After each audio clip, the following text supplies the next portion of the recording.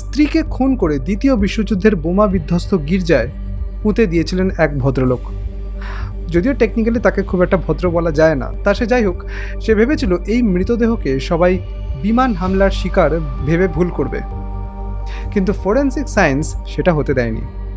1941 সালে লন্ডনে নিখোঁজ হন রেচেল ডবকিন।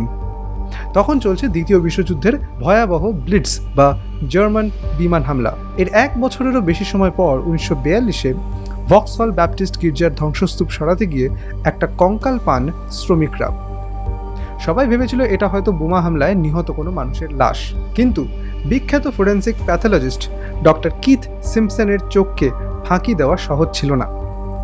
তিনি দেখলেন মৃতদেহের মাথা আর হাত পা কাটা, পরিচয় লুকোতে মুখের মাংস তুলে ফেলা হয়েছে, আর নিচের চোয়াল উধাও। সবচেয়ে বড় প্রমাণ, গলার হাইওয়েড বোন ভাঙা, অর্থাৎ বোমা নয়, মহিলাকে গলা টিপে খুন করা হয়েছে। খুনি লাশ দ্রুত পচানোর জন্য মৃতদেহের ওপর চুন বা স্লেক্ট লাইম ঢেলেছিল, কিন্তু সে জানতো না যে রসায়নের পরিহাসে সেই চুনই টিস্যুকে প্রিজার্ভ করে রেখে দেবে। কিন্তু সবচেয়ে বড় প্রশ্ন হলো, এই লাশ কার? রেচেলের বোনের দেওয়া একটা পুরনো ছবি আর বিজ্ঞানের যুগলবন্দিতে শুরু হলো magic. Forensic photographer Mary Newman ব্যবহার করলেন যুগান্তকারী ক্রেনিওফেশিয়াল সুপারইম্পোজিশন। রেচেলের ছবি যে অ্যাঙ্গেল থেকে তোলা, ঠিক সেই কোণ থেকে খুলিটার নিখুঁত ছবি তোলা হলো।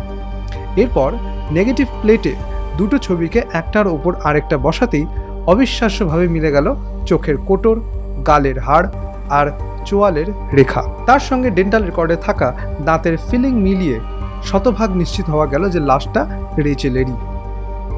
খোরপোশের টাকা বাঁচাতে স্ত্রীকে খুন করেছিল হ্যারি ডবকিন। 1943 সালের জানুয়ারিতে ফাঁসির দড়িতে ঝুলতে হয় তাকে। তাহলে এই হলো আজকের ফরেন্সিকের গল্প। ভালো কথা, আমার লেখা ফরেন্সিক সায়েন্স নির্ভর দুটো ক্রাইম থ্রিলার এভিডেন্স এবং এভিডেন্স ইতালির পাতালপুরি যদি আপনারা পড়তে চান, তাহলে তার লিঙ্ক আমি দিয়ে রাখলাম কমেন্টে এবং বায়োতে।